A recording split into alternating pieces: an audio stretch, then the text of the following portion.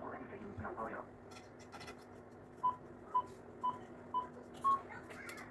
تكون واحدة من سهر منتصف الليل كما أعلنتها إشارات ضبط الوقت في إذاعة القرآن الكريم من القاهرة.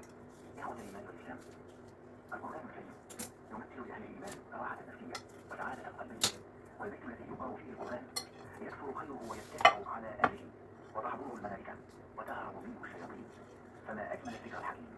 أيها الأحباب، فيما يلي نعد الاستماع إلى المصحف المرتل برواية حفص بن عاصم وبصحبة القارئ الشيخ محمود الخليل الحصري، والذي يبدأ التفصيل من الآية بعد 100 من سورة الأنعام وحتى ختام سورة المباركة.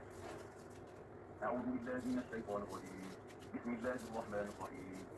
اتبع ما أوحي إليك من ربك لا إله إلا هو وأعرض عن المشركين ولو شاء الله ما أشركوا وما جعلناك عليهم حفيظا وما أنت عليهم بوكيل ولا تكن ما لم يؤمنوا به أول مرة ونذرهم في طغيانهم يعمهون. ولو أننا نزلنا إليهم الملائكة وكلمهم الموتى وحشرنا عليهم كل شيء قولا ما كانوا ليؤمنوا إلا أن يشاء الله ولكن أكثرهم يجهلون. وكذلك جعلنا لكل نبي عدوا من ربك بالحق فلا تكونن من الممترين. وتمت كلمة ربك صدقا وعدلا لا مبدل لكلماته وهو السميع العليم.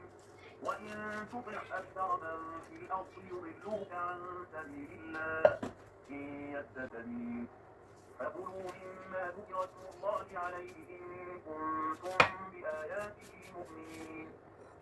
وما لكم ألا تأكلوا مما ذكر اسم الله عليه وقد فصل لكم ما حرم عليكم إلا ما اضطررتم إليه وإن كثيرا ليضلون بأهوائهم. يرد الله أن يهديه يشرح صدره للإسلام ومن يرد أن يضله يجعل صدره ضيقا حرجا كأنما يصعد في السماء كذلك يجعل الله الرجس على الذين لا يؤمنون.